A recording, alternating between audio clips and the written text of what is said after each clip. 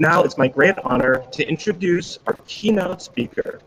She's a philanthropist, she's a leading entrepreneur, she cares passionately about women's sports, and she's the CEO of She Media, Samantha Key. Samantha is joining us now, and we're thrilled to hear her, and she's going to talk to us today about lessons in leadership that we can learn, that girls and women can learn from sports. So Samantha, we're honored to have you here. Thank you so much for joining the Women's Sports Forum. Thank you for having me. I hope I'm audible. Is this working? Yes? I'm going to take that as a yes. And now I'm endeavoring to share my screen, which will be fascinating because despite being in digital media for like 30 years, I'm not super good at navigating technology in the moment. So share your screen. That's not coming up. So I'm going to not waste y'all's time and begin to try to present without my slides. It's an important, I guess, moment of agility in our athletic experience here.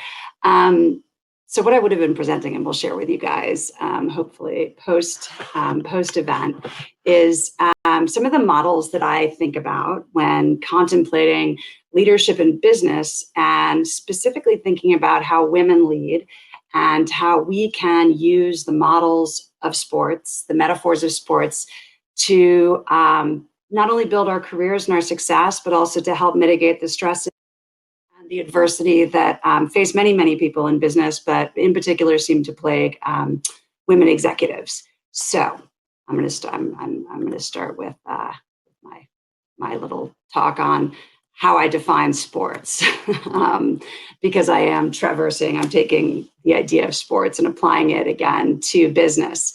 So I think of sports as competitive. That's sort of fundamental, I think, to the definition, and many would disagree with that. Collaboration, community, and clear goals. We're going for alliteration because it's easier to remember. And these are all areas in which I've struggled. Many of the women and men I've worked with have struggled being competitive while also being collaborative. Building community while also being sort of unabashedly focused on individual performance, and then ensuring that you have all the time clear goals to guide you, and that we're not just showing up to be helpful, we're showing up to achieve a specific outcome, and again, being relentless about approaching that outcome. When I think about athletes in business, I don't necessarily think just about those of us who played sports. I played sports specifically. I talk about this a lot more than I should, considering I was never even remotely professional, but I played lacrosse in high school and college, and now coach. And as I've gotten older or more mature, I've learned that I really refer back often to sports metaphors as I endeavor to be a better manager or a better individual contributor, a better partner. And so I've become very, interested in, kind of obsessed with the application of these learnings to women and girls, again, as they pursue their careers in business. But I don't think of athletes as just people who played sports, on a field. I think about the metaphors that exist in sports and how they can drive all of us who become competitive athletes in the workplace, and how that relentlessness, or as mentioned, kind of unabashed desire to win, is something that we should not shy away from as women executives in particular. So I'm saying sports is competition, collaboration, community, and clear goals. And I'll pause there just a sec. Make sure y'all are following me. Okay, we're good. What would you like to share? I can't share that way, no. Maybe I can. Nope, it's not going to happen. Okay, I'll just show you guys my pretty slides, but we'll work around it. Okay, so now that we've defined what sports are in this ongoing metaphor, I thought about three models within sort of our professional experience and how those models relate to an individual athlete or a team of athletes experience. So one is the individual competitor. which I'm calling individual excellence. Individual sports, just some examples. You guys can all come up with your own, but gymnastics or surfing. The latter being a sport that I have endeavored to learn for like the past 20 years, and I'm really terrible at it, but it continues to be, for me, a really aspirational sport. And I got to join the board of the World Surf League and hang out with those athletes. And that's almost as rewarding as being one, which is another lesson of sports and business management, is appreciating the athletes around you and not having to be a star, or in this case, not even having to be a good performer. So independent sports, individual excellence. I think of this as competing with yourself. And there's very specific language there, not competing against yourself, but competing with yourself. So setting clear goals for yourself. You know what you need to, stick the landing if you're talking about gymnastics, or, be consumed by the barrel and, and complete the wave if you're in surfing. And those goals and your own awareness of your last performance, your goal for this performance, your need to be really largely independent, inability to blame anyone else or to diffuse your own accountability. This is a really difficult, I think, very challenging model for the individual excellence athlete. It's one that certainly works out often in the work environment. I've found that some of the best individual athletes or individual excellence athletes have trouble collaborating because they may have such high performance expectations of themselves, and those can be applied to others without the others' kind of consent. Something I've certainly struggled with. So that the independent or individual excellence athlete has to work on the trust factor usually. She is competing with herself. She and herself are right there alongside each other. It's an incredibly powerful experience and an incredible responsibility because you are carrying your whole person on your own shoulders. So that's my sort of individual model. And there's the partners or the co-founders. This would be beach volleyball or tennis are two examples where it is a two-person team. And in this zone, I think communication might be one of the most important. And everyone can come up with their own qualities that would drive performance in these sports and how you might apply those qualities to a business environment. But I would think of co-founders as, a great or a very tricky tennis team. And my experience in this realm has to do with the need for absolute sort of symmetry or awareness of the other person's moves. Are you going up or back, or, a half step to the side? Are you going for the overhead? Are you, the spike? And if so, how do you support that person? Not watch that person, but how do you actively support that person's move and then react to it in real time? It's such a dance and it's beautiful to watch. I also think it's one of the most emotionally charged and potentially explosive areas of business is the partnership, where it is really two people. You have to have total 100% trust and put yourself in that person's hands. You have to assume good intentions. And I think there's often a real problem with boundaries and maintaining boundaries with your co-founder or your collaborator partner, and allowing other people to matter in your life or allowing that person to have a life. So I've got a bunch of recommendations for each of these that I still am trying to follow myself. But in this case, sort of choosing to trust at those moments where it's really hard, but you're like, I'm not going to grab that ball. They're going to get it.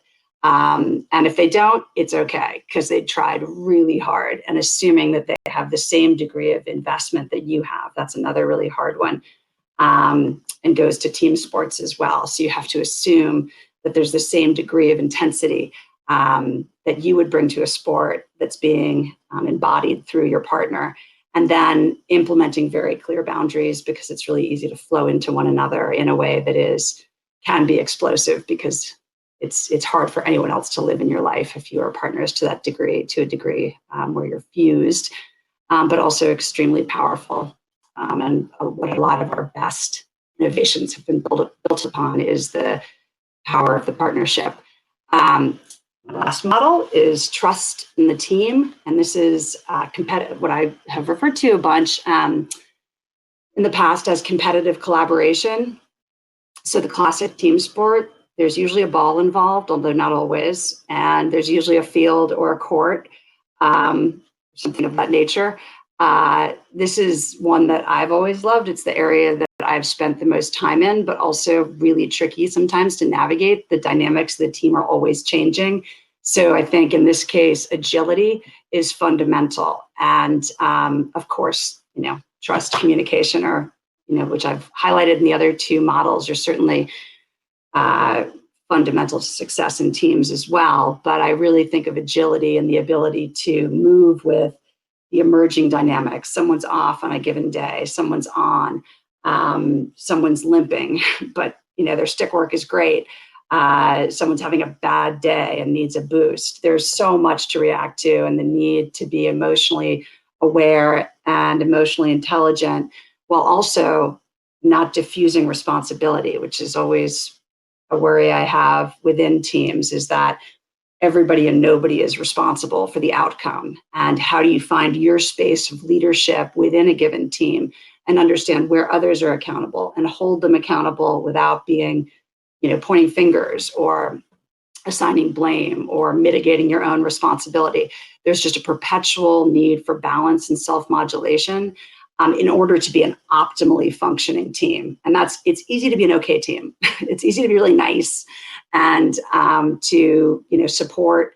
Again, not sadly, it's an awesome quality that women often exhibit these things, but it also is the reason there aren't a lot of us who have founded, or one of the reasons a lot of us are not haven't founded Amazon, Facebook, etc.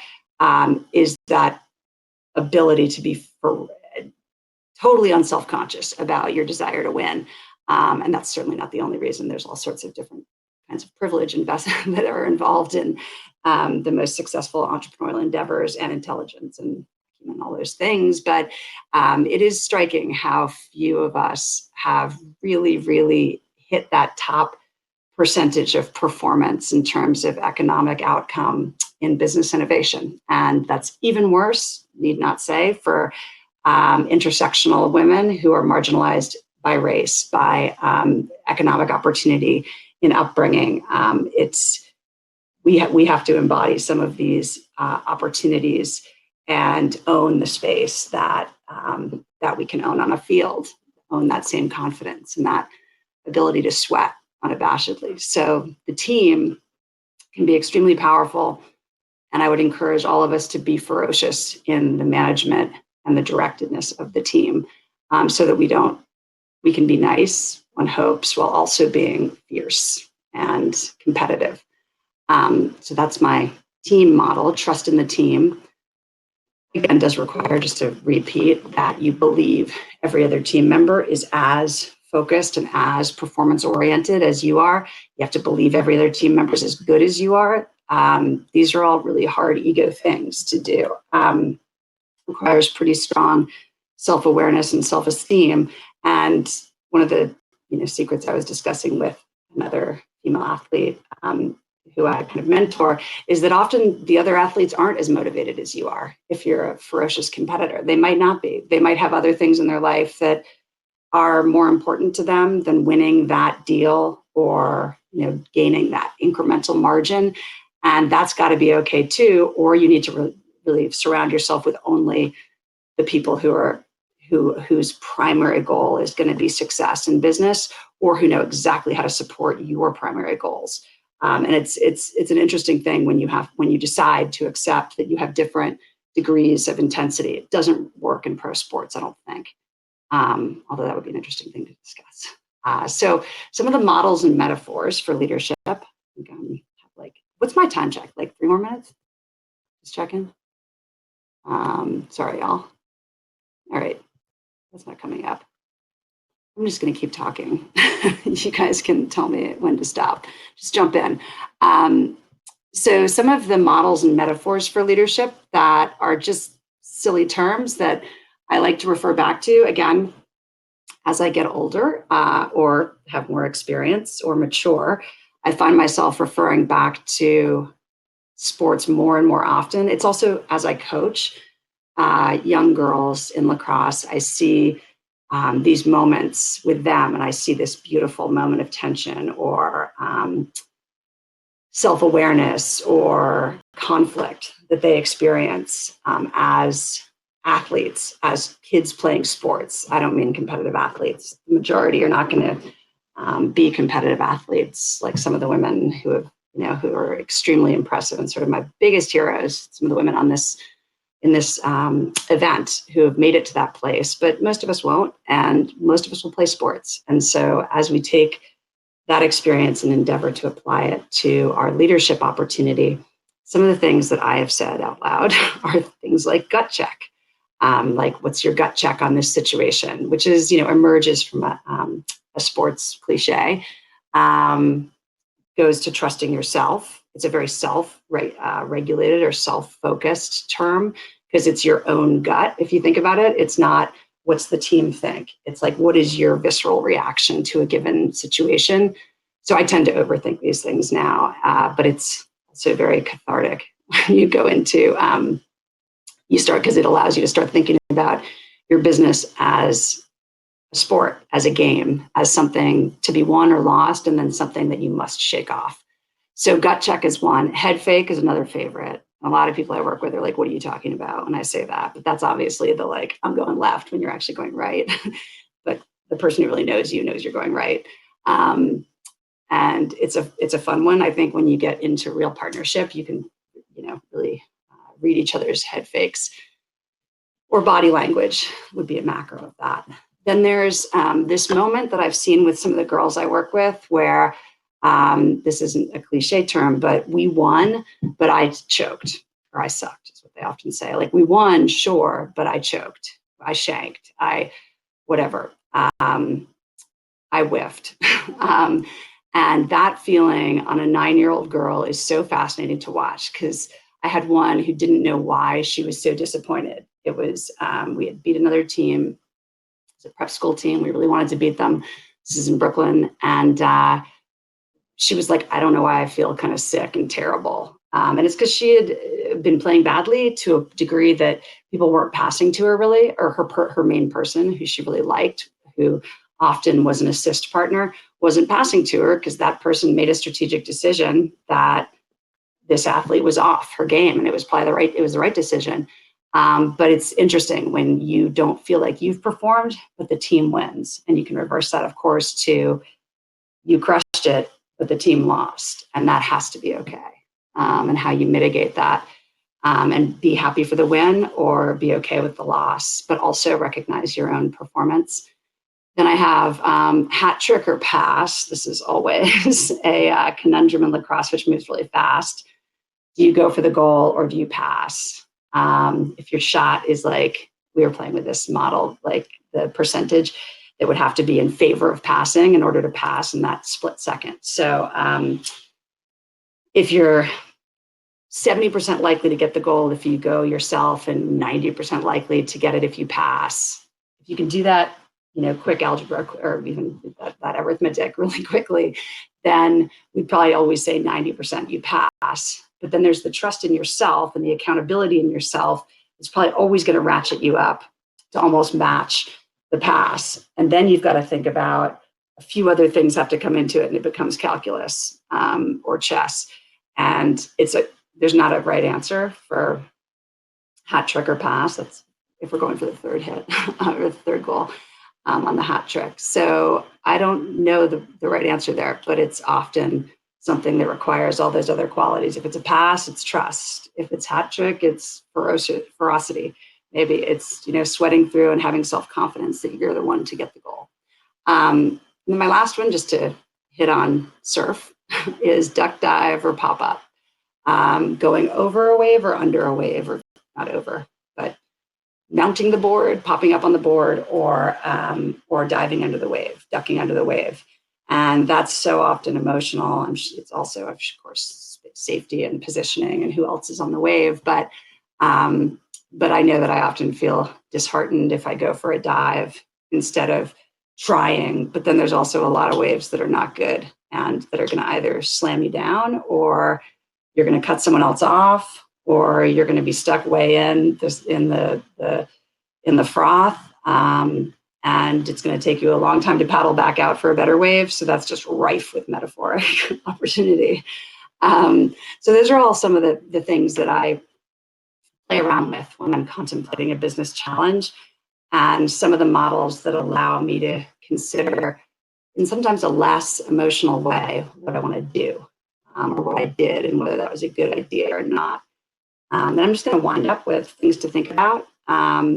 One that I try to teach, and it's, again, not everyone agrees with this, but competition is good. I bum out when I hear women say we never compete. Like, come on, compete, compete unabashedly, try to win, and then, shake hands. I had the incredible honor of interviewing Serena Williams once, and she talked about how her sister was her greatest competitor and how you had to learn to shake hands afterwards. But that ability, that is just so magical, to be able to compete with ferocity and then shake hands. But don't give up. Don't not compete. Come on. Self-advocacy is essential. This has been a theme throughout the day. A lot of women are really good at advocating for other people and feel more comfortable doing that. But advocating for yourself and negotiating, going for the raise, going for the promotion, showcasing how you deserve it,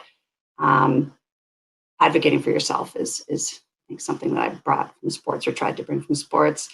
And then stop saying you're sorry. We say sorry so often on the field and on the court, and you just don't hear sorry from dudes very often even when they snag your wave. Certainly not when they miss a shot. And that's also probably rife with gender specificity, but it's cool to be gracious, I think, and have like hashtag gratitude and recognition for, hurting somebody else. But we miss a shot, we tried hard, just don't apologize. It's okay. You tried your hardest, only apologize if you didn't try. And that's where I end. I think that's the right amount of time. Can I have some validation? Is that the right amount of time? Yes, thank you, Samantha. That was awesome. Thank you so much for that incredible talk. And we're honored to have Samantha Key, the CEO of She Media, here. And she's a philanthropist. She's one of our leading businesswomen, and her media empire is really impressive. And I'm very honored to have you here. So thank you so much for joining and for that incredible talk. Very inspirational.